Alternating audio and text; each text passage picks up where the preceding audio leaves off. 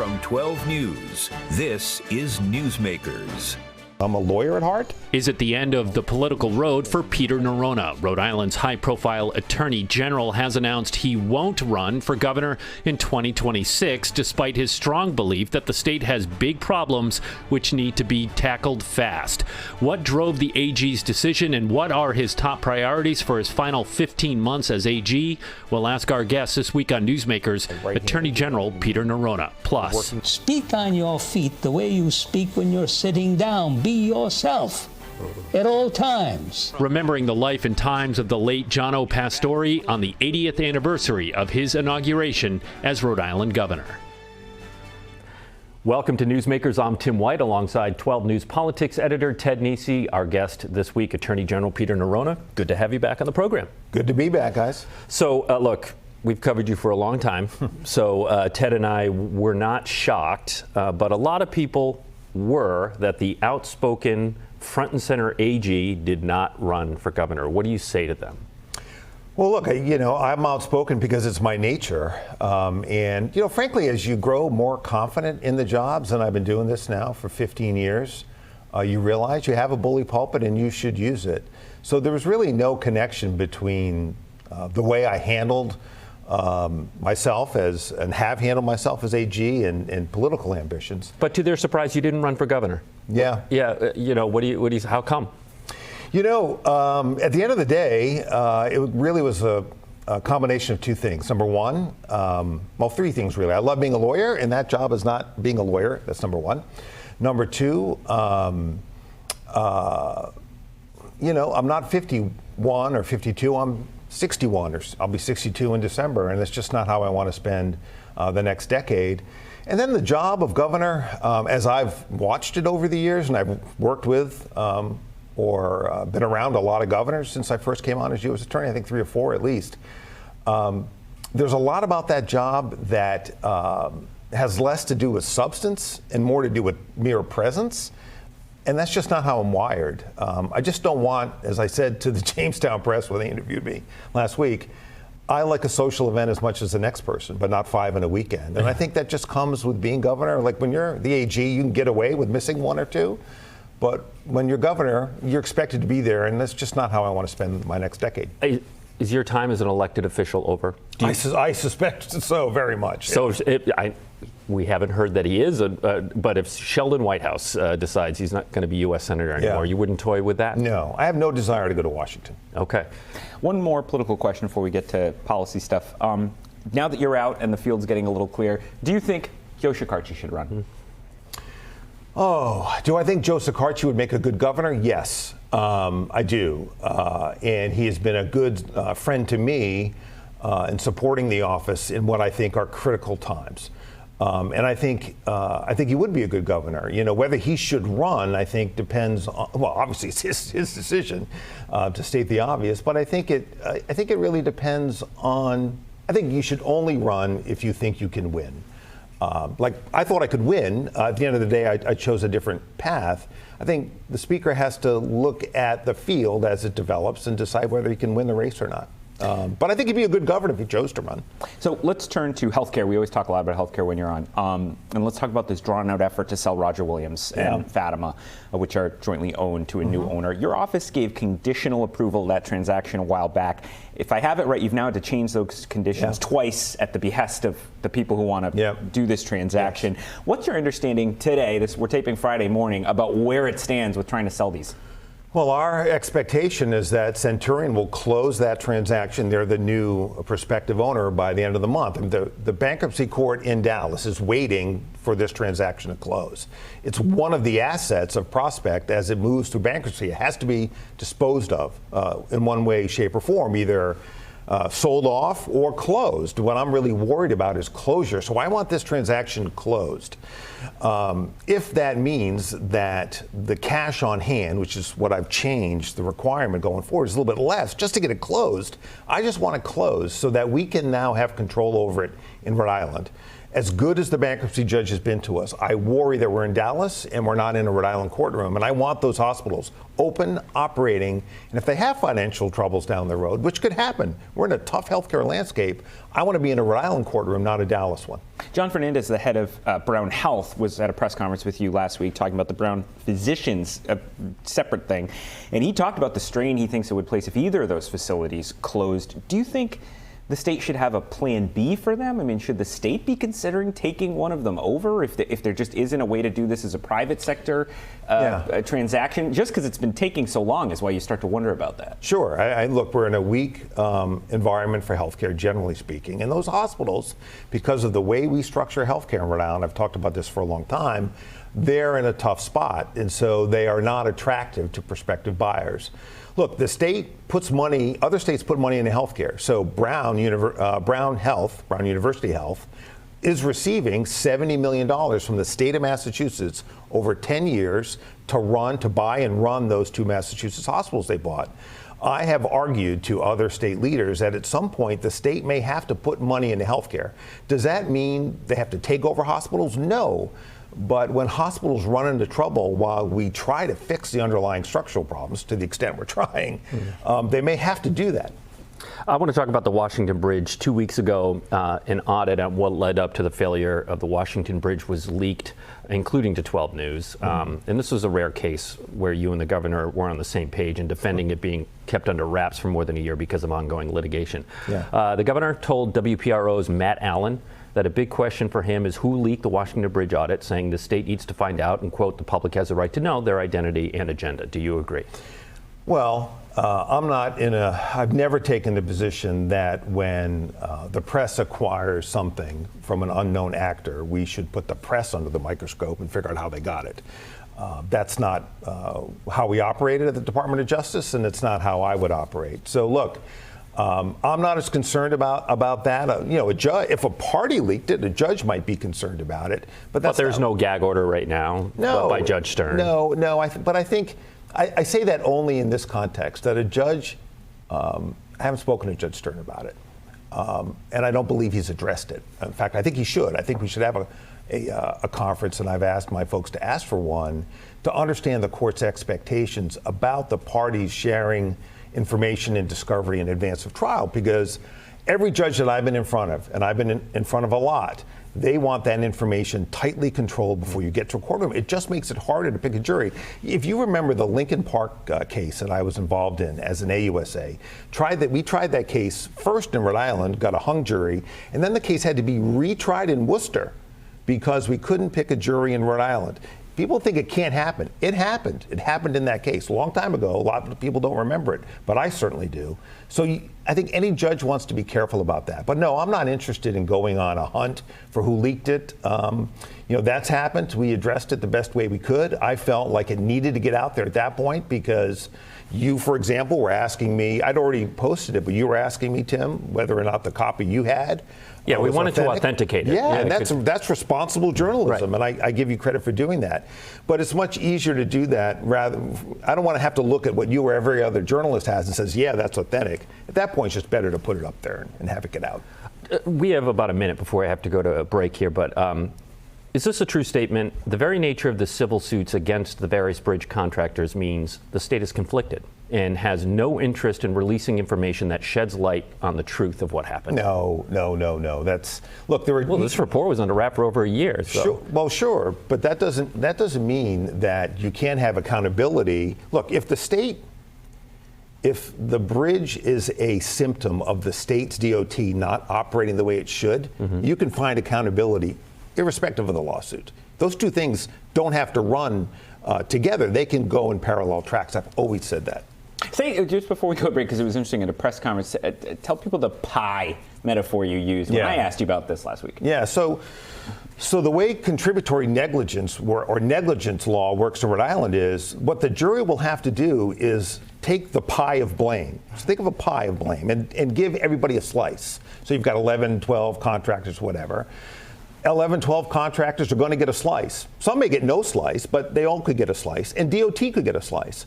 if DOT gets a slice for being partially responsible for what happened, that just reduces the state's amount of recovery. Doesn't mean you can't recover. Some states do that differently, but the way we do it, you just take, let's say the state, I'm just going to pick a number, is 15% responsible. You take 15% out of the amount of recovery that the jury awards, and the state gets the rest. That's the way it works.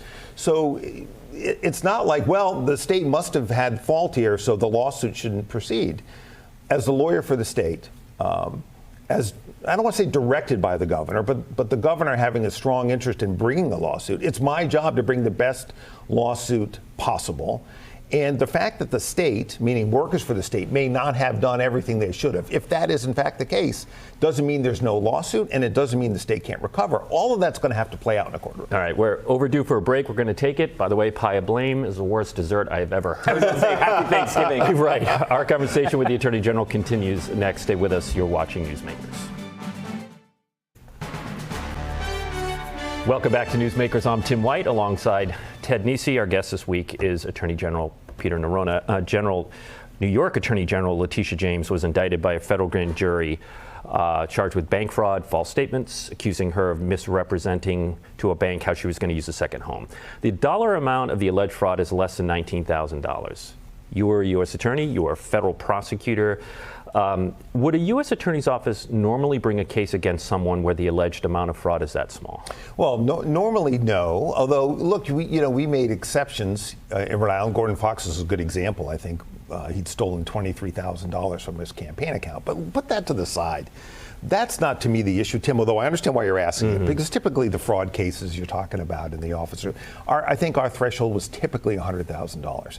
Yeah, that's what I was driving at. What's so different about this case is the president has clearly targeted people who he feels aggrieved by, and then ordered his Justice Department to go after them. And then when career prosecutors decline to do it, he goes and grabs somebody off the shelf who has no experience, puts that person in front of a grand jury herself. This is the acting U.S. attorney or the interim, who'd never been a prosecutor before.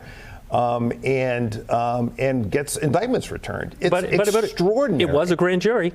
It wasn't information. It wasn't criminal. Is this a chance when I get to use the ham sandwich? I was going to say, good. More food analogies on Newsmakers. That's what we want. Yeah. I think that is. I will say, I don't think it's lost on anybody what the president is doing and how out of bounds from what presidents have handled DOJ in the past is. But when a grand jury agrees, even if the process leading up to it is very unorthodox and maybe even troubling, isn't that why we have grand juries and have for centuries?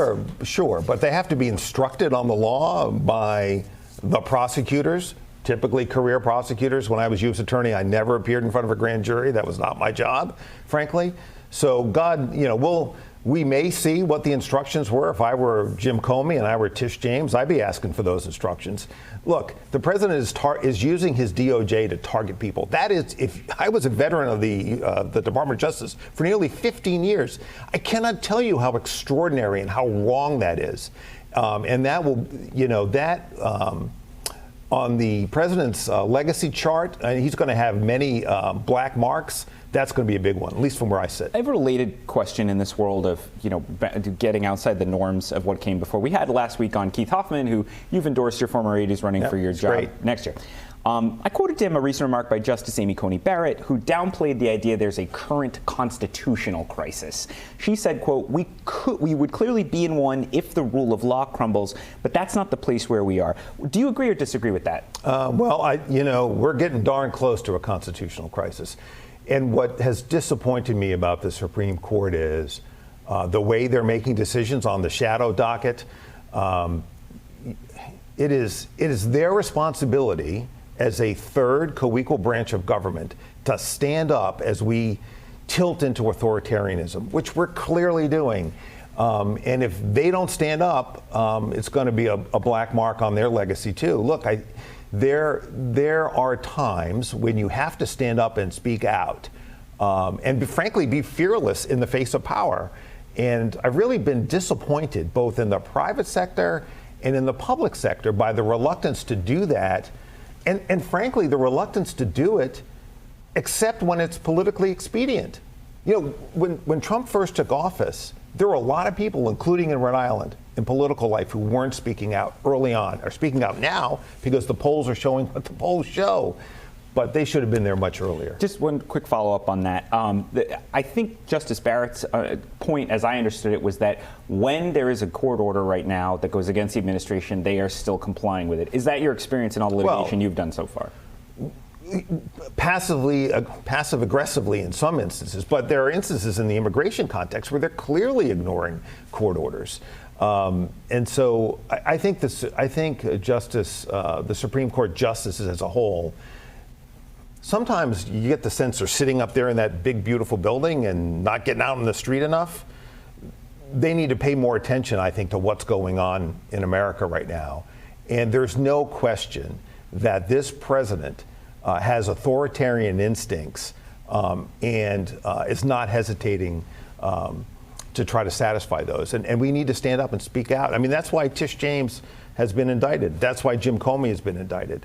But good Americans, smart Americans won't be intimidated by that and will continue to speak out. Yeah, well, and this is a big year for that. I mean, the emergency docket cases are now they just started oral arguments this week. So those are going to be heard before the full court. I want to end, looking at the time here, where we began. We have time, over a minute. You still have 15 months of work to do at the Attorney General's office, so I'm not expecting a substantive answer here, but I'll give it a shot. Have you figured out what's next for Peter Neronha? In these 15 months? Okay, we can get to that, but after the 15 months is done. Oh, yeah, no, I haven't. You know, I'm going to take some quiet time. You know, I'm in a good place, and that the next thing that I do will be something that interests me and that I will enjoy.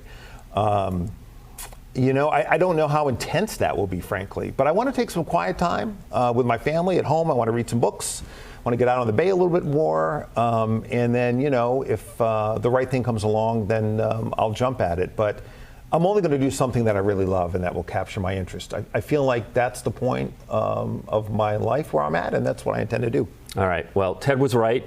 We didn't get to the point of what's next in the Attorney General's office, so we're going to have you back, I'm sure. Attorney General Peter Neronha, thanks so much for joining us on the program. Thanks, guys. Next, Ted's great piece on John Pastore. Stay with us. You're watching Newsmakers. Welcome back to Newsmakers. I'm Tim White. 80 years ago this month, Rhode Island's John Pastore was inaugurated as the nation's first Italian-American governor. Before long, he would also be the country's first Italian-American U.S. senator. To mark the anniversary, our own Ted Nesi filed this report on Pastore's remarkable career.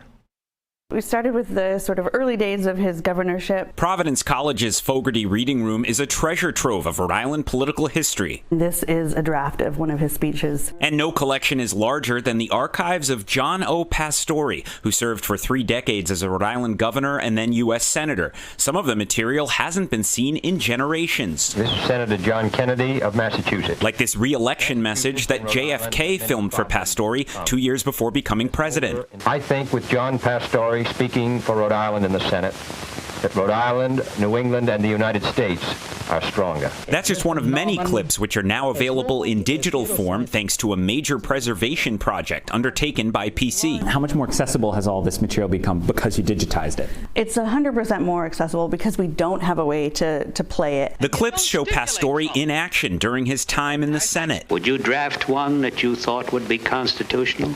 I would prefer not to. And even being interviewed in 1969 by longtime WPRI 12 anchor Walter Cryan. And your comments on that? Well, I've been in public life now for quite a number of years, governor and now in the United States Senate. Sometimes it sounds as if Pastore is talking about politics today. As a matter of fact, the whole state of health care is quite confused. Pastore left office in 1976 and died in the year 2000, so few of today's Rhode Island leaders knew him personally.